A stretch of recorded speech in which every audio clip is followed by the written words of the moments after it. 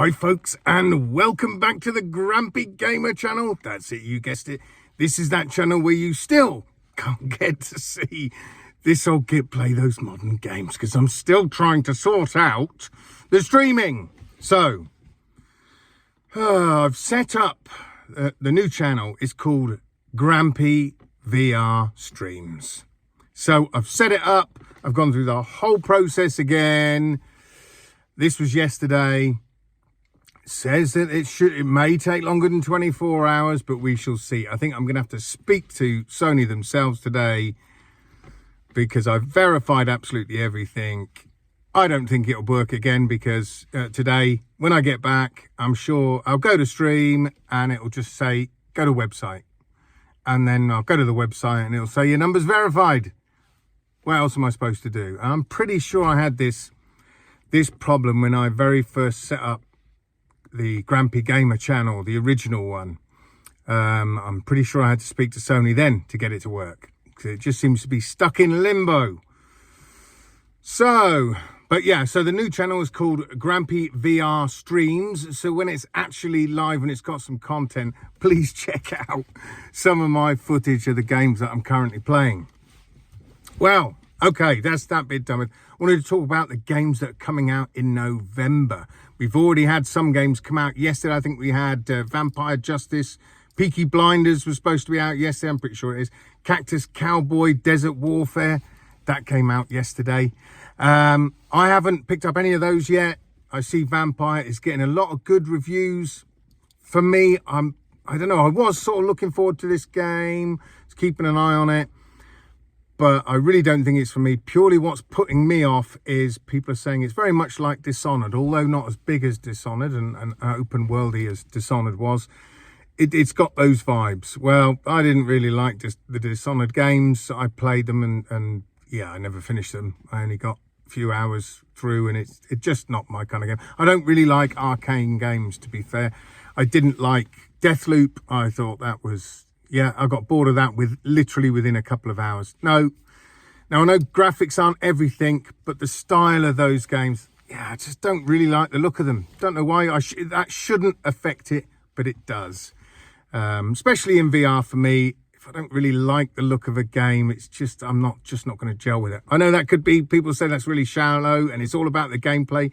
Yes, it is, but I'm just putting it out there. That's one of the things that puts me off is the actual look of it, the graphical look of it. But there we go. So we've got those come out already. Then we've got on the 7th of November, Kill It With Fire. Right, yeah. I think I'm going to avoid this one like the plague. No. Everything I've seen of it just looks rubbish. No, it's definitely not one for me, so I'm going to be skipping that one for sure. What else we got coming out? We got Tiger Blade coming out on the 17th, apparently. This could be quite fun, I think. Yeah, could be quite interesting. It gives me sort of Sorrento VR vibes to it, which I loved Sorrento VR. I thought it was a fantastic game, and I still play it to this day on the old PSVR 1. I do love that game. So this might be one I pick up. We shall see. So we've got that coming out on the 17th. On the 24th, we've got Very Bad Dreams. Now, originally this was a PSVR 1 horror game. I didn't play it on the PSVR 1. I'm probably going to pick it up on PSVR 2. It's supposed to have a lot of improvements, a lot of fixes. So it's going to be a much, much better version, fingers crossed, than the one that came out on the PSVR 1. So that comes out on the 24th. And what else we got? So we've done those. Peaky Blinders, Breachers. So we've got Breachers apparently coming out this month. I don't think it will. There's no release date as yet. I can't see it coming out this month. Now, this has done really well on other platforms, this game. It's a bit like cross between Rainbow Six Siege and say Pavlov, and it's a first-person shooter. It looks more in depth than Pavlov. I prefer the look of Pavlov. This one looks a little bit more sort of cartoony, but it seems to be a much more sort of fleshed out game. So keep an eye on that one. I don't think it's going to come out myself. this month. I think it's going to get pushed back. You know, we've had a lot of delays recently, which I've always said I don't mind delays. Yes, it's disappointing, but I'd rather a game come out and it was good from the word go. So I'm happy to wait if it does get delayed. So those are the games that I know of coming out this month. Are there any that you know of that I haven't mentioned? If so, put it down in the comments. Have you picked up some of these games already? Have you picked up Vampire the Masquerade Justice yet? Let me know if you have and how you're getting on with it, whether it is actually a good game and whether you can entice me to actually pick it up and play it. One thing I'm actually playing a lot of at the moment is Alan Woke. This is bizarre. I've been seeing people commenting on that this game's too woke. What are you talking about? What are you talking about? People saying because one of the main characters is a woman of colour. So, what's that got to do with anything? Why does that make the game woke? I mean, seriously, there's a person of colour in there. So what? Why is that an issue? Why would that be an issue? Because you've got a person of colour in a game. Lots of games have persons of colour. It's called inclusivity, for heaven's sake. So to call this game Alan Woke is just ludicrous. You know, get a grip of yourself. Give your head a wobble if you think this game's woke because you've got a person of colour in the game. I mean, it's ridiculous. Oh dear, some people moan about the most ludicrous things and just make up problems where one doesn't exist. If you got a problem with a person of colour being in a game, seriously, you need to have a word with yourself. It does not make the game woke at all. There's nothing woke about Alan Wake.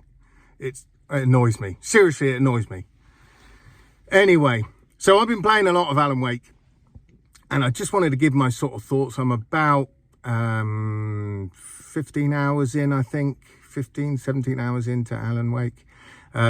It's an absolutely mad game. Obviously, it's not a VR game. It's a flat screen game. I played the original when that first came out, and completely mad storyline. Literally, you get to the end and, yeah, it's all a bit weird. You don't really get the answers you want. Apparently, we get the answers we've been waiting 13 years for in this one.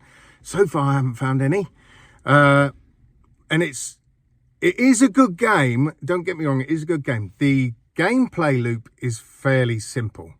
It's literally you just explore around and you shoot the odd taken, as they're called.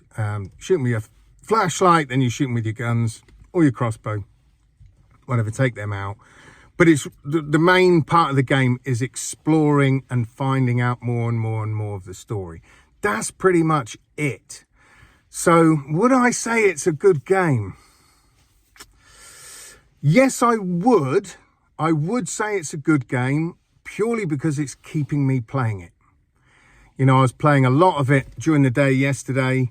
And I think it's because it's a story that intrigues me. I want to find out what's going on. But if I was just sort of giving a review or my thoughts on just gameplay, I would say the gameplay itself is fairly weak.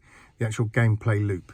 The atmosphere of the game is great. It's fantastic. The Taken in this one, far scarier than the Taken in the first Alan Wake game.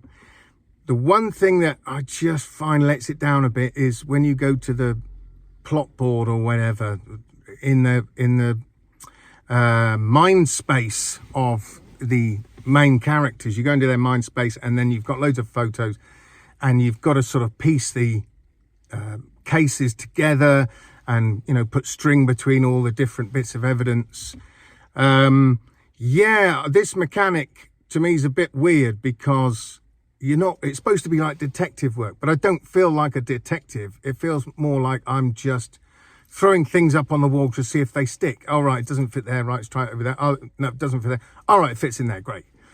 So you're not really doing detective work. It's just giving you more of the story.